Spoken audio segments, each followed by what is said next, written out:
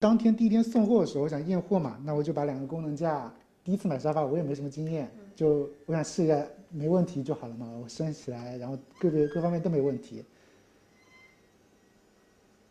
那天是一点声音都没有的，但是当天晚上就出现了这个问题，然后后面每次开都有。这张3人位沙发是徐先生在杭州古墩路上的芝华士头等舱沙发门店买的，两边的座位可以调节，既能坐也能躺。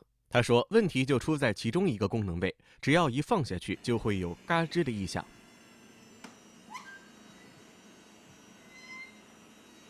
他不知道什么原因，他说肯定是某个接触面可能没有，就是接触的不合理嘛，它就会出现这种应该是金属像摩擦的声音嘛。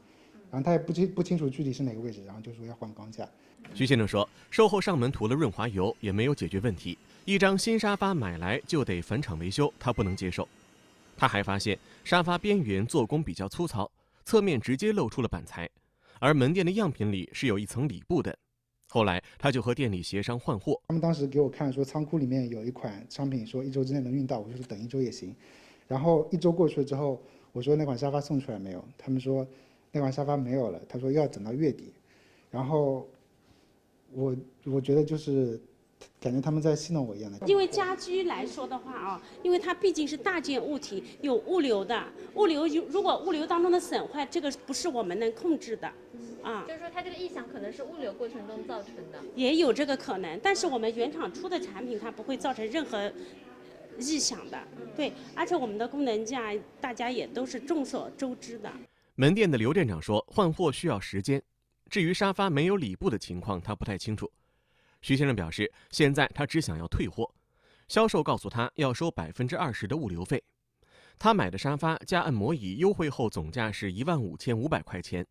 一起退的话，光物流费就得3000多块钱。你想一想，我们物流的话啊，从工厂发，工厂之后到这边，再对客户家送，都是要一定的物流费的呀，对吧？但是他是什么原因导致的他要退货呢？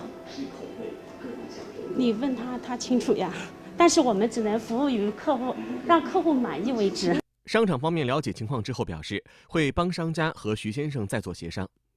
徐先生后来反馈，芝华士门店答应给他换一张店里的样品沙发，另外补偿2000块钱，他接受了。1818黄金眼记者报道。